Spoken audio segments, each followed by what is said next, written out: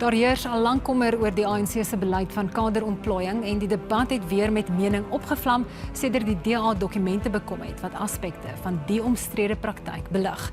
'n Assistentredakteur van Nuus24, Pieter du Toit en ANC-aktivis Chrispin Phiri het mekaar in meningsstukke die stryd hieroor aangesê en om die debat verder te voer, sluit hulle nou by ons aan. Pieter, ek wil met jou begin. Jy het aanvanklik gesê jy het verwys na die Afrikaanse Broederbond. Hoekom sê jy dat die kaderontplooiingskomitee soos die Broederbond is? And I think we're going to keep this in English just in the sake of fairness. Look, I think the comparison I made was that before 1994, you had a dominant political formation who was guided by a shadowy structure behind that organization who in large parts and in the main decided on the most significant appointments during that period in our political history. It was an organization that set as its focus the total hegemony over society in relation to that specific organization, and the similarities between what the Broederbond did and what I argue that the ANC have been doing since they adopted their deployment strategy and their cadre deployment strategy in 1997-98 is much similar. And I think the purpose of the deployment committee and of the ANC's cadre deployment policy is to establish an even stronger form of ANC hegemony over society. And that's also what the ANC's policy documents state and have stated since 1997. Chrispin, you wrote a strongly worded reply to Pieter. Why do you say that he's wrong to make that argument? Yeah, so I think, and I said, to compare the African National Congress to a secret Afrikaner Protestant organization, shadowy one for that matter, I think is an insult to democracy, because when we speak of ANC hegemony, this is essentially what we're speaking about. A society that is non-racial, non-sexist, and is prosperous. And the attack on cadre deployment is also overstated by Pieter, because you also have the Democratic Alliance, very senior leadership in the Democratic Alliance, Helen Zille, Musi Maimane, Mr. Baloyi, who have come out and said, actually, this is a practice that is common to us as well. They may not call it cadre deployment, but they have their own variation of it. And then lastly, it's a practice that is done all over the world. Every political party that runs government would want to ensure that at a strategic level, it has people in place who are able to implement its policies. It's actually also what the Constitution requires in Section 197, subsection 1, Pieter. So this is something that is not uncommon. Yes, you can criticize how it has been practiced in the past couple of years. And what I even go on to say is that I think in the past, let's say 9 years, we experienced a counter-revolution in this country. And what do I mean by that? Everything that is in this book was literally chucked out.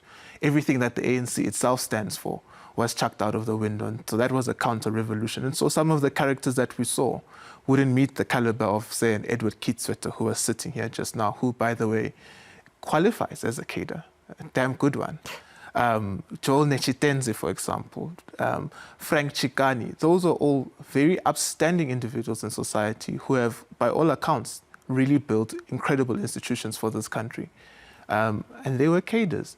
But I think we can agree that in some part the wheels did come off, and as they do in many other parts of the world as well. But that's something that doesn't mean that cadre deployment in and of itself is something that is horrifically wrong, particularly because, like I say, we've also seen other parties in this country practicing it. Peter, the ANC, they're transparent about this committee and the decisions that they make to an extent, and it's a political party of the day's prerogative to appoint who they want to promote their agenda. What's your argument to that? Look, I think first of all, Chrispin rightly cites the Constitution, and I think the Constitution should be the point of departure for every South African, whether it's a politician or a journalist. But I think where Chrispin, unfortunately, is disingenuous in how he argues it is the fact that if you read the ANC's cadre deployment policy, if you read the documents that guide and govern cadre deployment, if you read their through the eye of the needle document, if you read their strategy and tactics document, which has been updated every 5 years since 1997, the purpose of cadre deployment is to establish ANC hegemony over the state and government and loyalty to the party. It's not about loyalty to the Constitution. And I think that's where the wheels came off, because what happened was the ANC deployed their cadres into all corners and parts of the state, not only at Director General level or Deputy Director General's level. It's about It's about taking charge of the state in all its manifestations and all its constituent parts.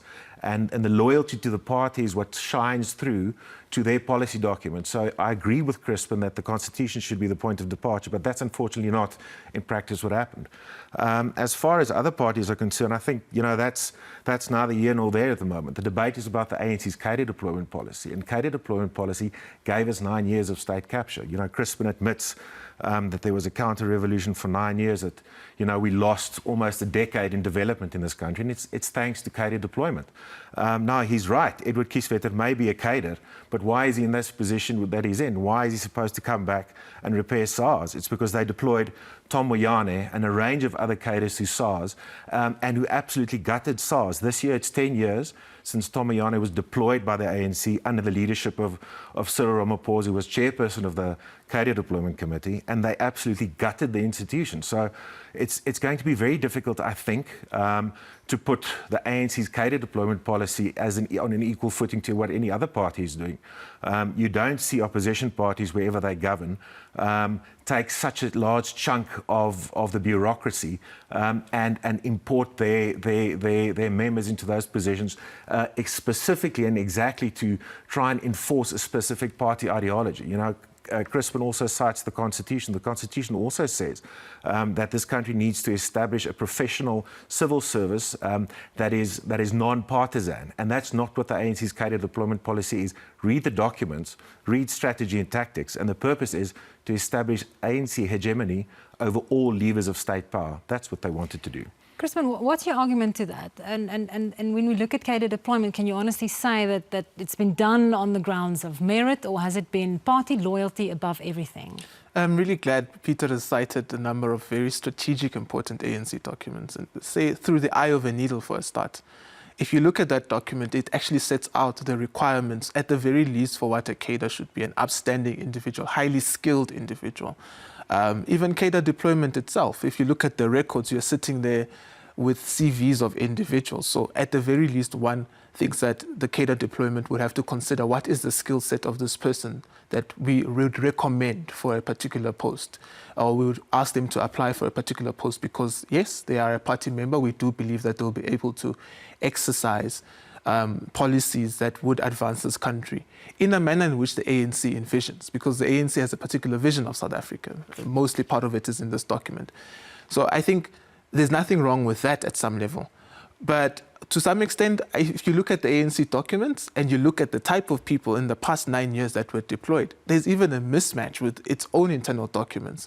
So those people... But how do we correct for that? We haven't seen accountability, even within the party. And that's a good question. I think that's what the party really has to deal with. It has to show that the type of people that we apply our own policies to meet the requirements of the party first. You know, for example, one of the discussions that have really taken place over the past years even is how, when we look at judges, there's been this huge debate about whether the ANC tried to influence judges. I think there was that letter from the late comrade Gesprek Duarte. Someone like the late LB Sachs was an NEC member moments before he became a judge.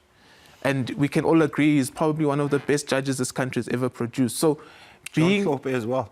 Well, being partisan, I don't know about John Kloppe's membership, but I know LB Sachs was an NEC member. Being partisan at some point in your life doesn't mean that you don't have the best interests of the country, or you cannot fulfill a constitutional obligation. Do you think this would have been a discussion at all had the party appointed better cadres, capable cadres? It wouldn't be, and that's the point. It wouldn't be. So the principle itself is not wrong. Okay. But the application of it is what we can all agree didn't go according to what it should have. Pieter Stemesa, do you Look, agree? no, I don't. Obviously, I fundamentally disagree. I think the ANC, if you look at what happened in 1997 when they adopted cadre deployment as official party ideology, or almost elevated to a theology, it was about obtaining and maintaining a complete hegemony over the state. It was not about only appointing cabinet-level appointments or making director general level appointments. It was making every single appointment in the whole of the state structure, the state architecture, parastatals, and even even wider than that. I mean, the limited documents that we have been able to see about what went on in the cadre deployment committee or the deployment committee over the last couple of years was they even went as far in appointing board members of sandparks. I mean, it's absolutely ludicrous the way and the manner and how deep the deployment committee operated in. Chrispin also referred to about what's good for the party, and I think that's fundamentally the problem with cadre deployment, because the point of departure for the ANC always is what's good for the party, not what's good for the country. And as Judge Zondo found, the line between party and state hasn't only been blurred, it's been completely wiped out over the last 10 years. The ANC have unfortunately not displayed, people like Chrispin obviously have displayed the desire to change things inside of the party. But at the top, it has not changed. I mean, if you look at cabinet at the moment, we've got cadres deployed in cabinet who have been identified by Judge Zondo in the Zondo Commission report as being absolutely central to the project of state capture. There's been no repercussions for them. Now we're going to see the ANC producing their lists for the election. What's going to happen with someone like Gwede Mantashe, who's been significantly implicated in the Zondo report? What's going to happen with David Matlobo, who was at the center of the capture of the State Security Agency? So we can go on. Zizi Kodwa, who is the Minister of Sport. I mean, he took money from EOH. He claims he's paid it back, but we don't know for sure. So I mean, there are many instances that we can clearly identify. And just one last thing, the Zondo Commission report, which runs to 6 massive volumes, gives us a complete picture of how the ANC have governed this country over the last decade. It's the same people in the same positions. We can say Cyril Ramaphosa is president, but he was a chairperson of the deployment committee for a decade when all of these things happen. So I think, there's a fundamental problem there. We're running out of time. Crispin, I'd just like you to react on that. The lists that are coming out, would that not send a clear message to South Africans that the ANC is serious in tackling this perception issue around cadre deployment? Well, as far as I know, the ANC is the only party that has set out a proper criteria for the type of people it wants to send to Parliament. There are ethical requirements. There are people who are automatically prohibited. So if you are charged with a criminal offense, if you have a criminal record, it's quite clear you're not going to be eligible. You have to have a higher degree, higher education, training, qualification, and so on. So there's a clear criteria in place. Yes, there are individuals who have been accused of certain things. Due process must always be preferred for people like that. But the ANC, NEC is dealing with it as we speak, Peter, and we'll see the outcomes of it. Yeah, Crispin.